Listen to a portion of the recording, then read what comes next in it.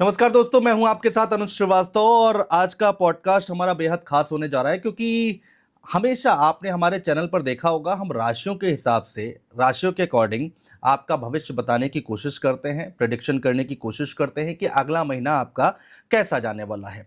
लेकिन आज हमने एक नई तस्वीर पेश करने की कोशिश की है जिसमें हम राशियों के बारे में बताएंगे, लेकिन टैरो कार्ड से। जी हाँ, टैरो कार्ड रीडिंग से हम आपके बारे में बताने जा रहे हैं कि सितंबर का महीना आपके लिए कैसा जाने वाला है। हमारे साथ इस पर बातचीत करने के लिए, आपको बताने के लिए, आपको गाइड करने के लिए डॉक्टर मंजू गुप्ता मौजूद हैं।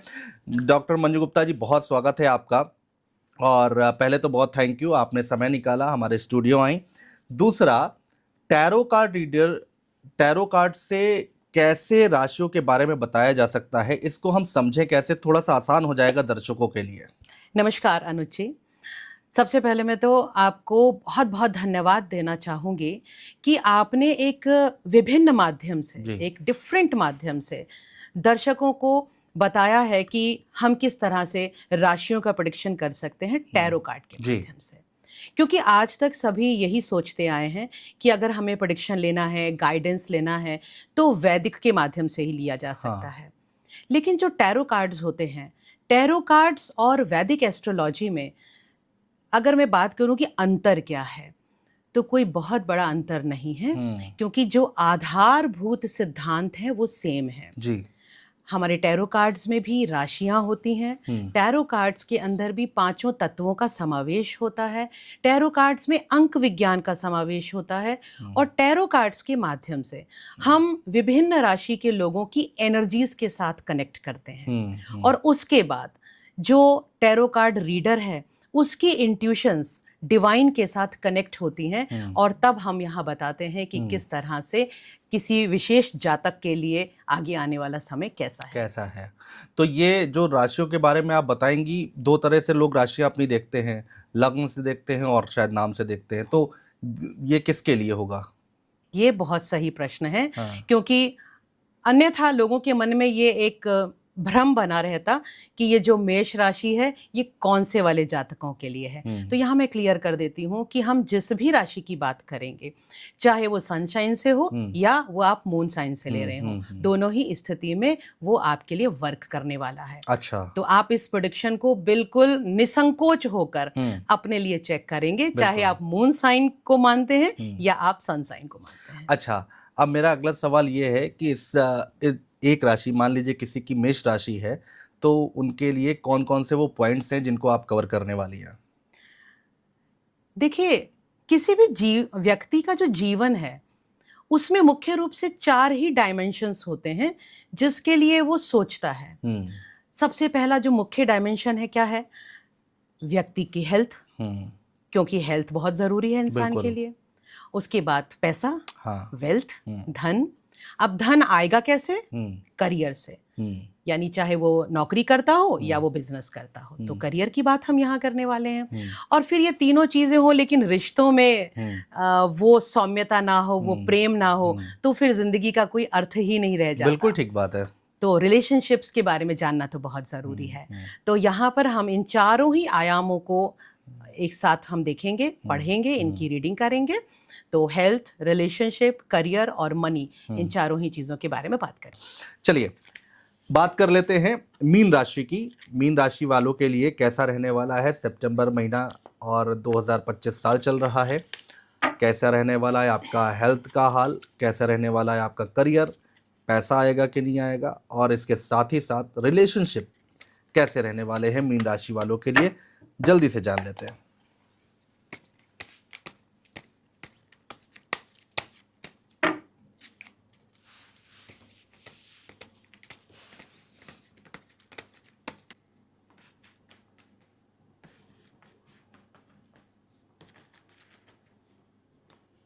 चलिए देखते हैं मीन राशि वाले जातकों की हेल्थ कैसी रहने वाली है सितंबर में, रिलेशनशिप्स के साथ साथ करियर और फाइनेंसेस कैसे रहने वाले हैं। बिल्कुल। Very beautiful card, it's a major arcana. Major card है तो प्रोमिनेंटली बता रहा है हेल्थ तो बहुत बढ़िया रहने वाली है। और कहीं ना कहीं ये हो सकता है कि आप कंसीव कर लें, ये हो सकता है कि शादी इसी आसपास हुई है, क्योंकि ये कार्ड ना फिजिकल रिलेशंस को भी दिखाता है। अच्छा। तो हो सकता है, और हेल्थ में ही आते हैं, बॉडी के साथ संबंधित चीज़ें हैं, तो फिजिकल रिलेशंस को भी दिखाता है। तो मुझे ये कार्ड बता रहा है कि सितंबर का मंथ जो है ना, ये आपको फिजिकली सेटिस्फाइड करने वाला मंथ है। You will be very happy, आप अच्छे से रहेंगे, लाइफ बहुत अच्छी है। सिर्फ प्रॉब्लम कहाँ आएगी आपको? वीनस रिलेटेड चीज़ों में। तो वीनस से रिलेटेड चीज़ें होती हैं आपके रिप्रोडक्टिव ऑर्गन्स। तो रिप्रोडक्टिव ऑर्गन्स में स्लाइट प्रॉब्लम्स हो सकती हैं जी। बहुत ज़्यादा मैं नहीं कहूँगी कि बहुत ज़्यादा इश्यूज हैं, लेकिन स्लाइट इश्यूज हो सकते हैं। शुरुआत होगी, क्योंकि यहाँ मेजर अरकाना ये कहता है कि सितंबर में ये शुरुआत होगी जी।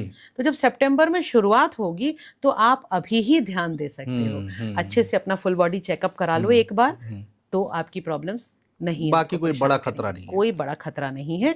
अच्छे से रहिए, मीन खुश राशि रहिए। वालों के लिए हेल्थ ठीक रहेगी। रिलेशनशिप्स में चीज़ें सब ठीक हैं, लेकिन आपके अंदर ना एक बड़ी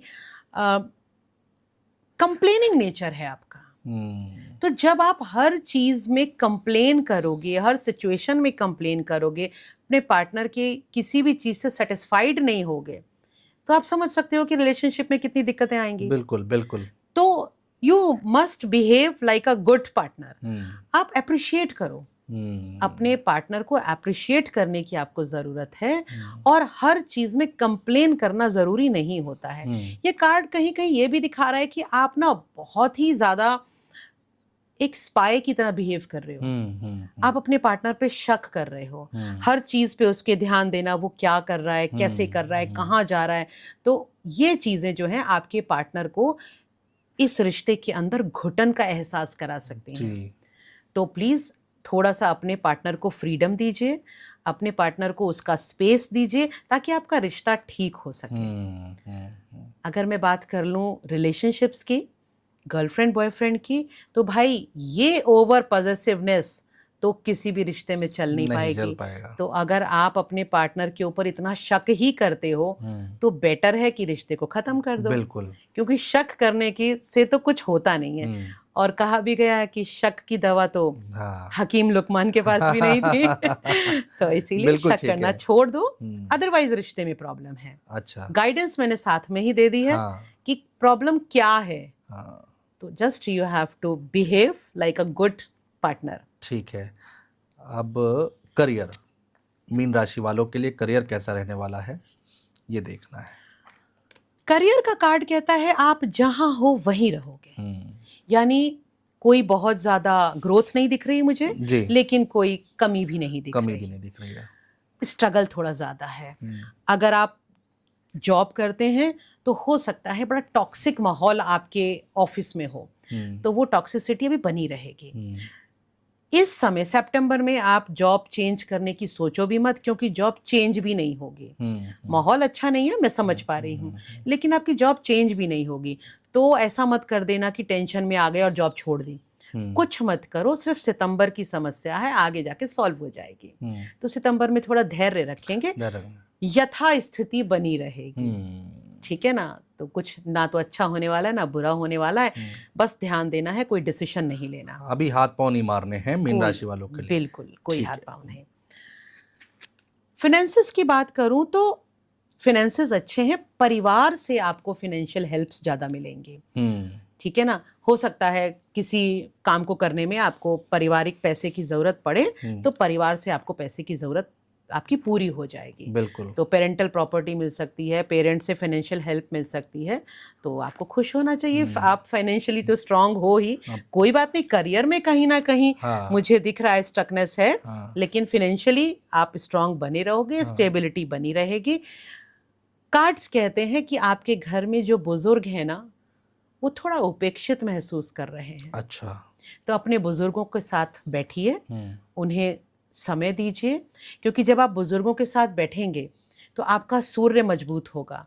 सूर्य मजबूत होगा तो आपके करियर का ये जो ऑब्स्टेकल है ये दूर हो जाएगा। Every card is connected. तो ज़रूरत है अपने बुजुर्गों को समय दीजिए, रिस्पेक्ट दीजिए, उनके मन की बातें सुनिए। सूर्य को मजबूत करना ज़रूरी है। तो सूर्य को मजबूत करने के लिए सबसे अच्छा उपाय तो मैंने आपको यही बता दिया है, घर के बुजुर्ग। ठीक है। दूसरा एक उपाय, कम से कम सितंबर के मंथ में, वैसे तो देखो ये जीवन भर करना चाहिए, लेकिन सितंबर के मंथ में आप कोई भी कार्य करें, अपने घर में अपने पिता या दादा जो भी हैं उनके चरण स्पर्श करने के बाद काम कीजिए। आपका सूर्य मजबूत होगा। ये सबसे अच्छी चीज़ है। कोई नया कार्य करना चाहते हैं तो अपने पिता की सलाह अवश्य लीजिए। किसी नए कार्य के इनॉग्रेशन के लिए जा रहे हैं, कुछ नया ऑफिस खोल रहे हैं, तो वहाँ पर अपने पिता के चरण पहले डलवाइए।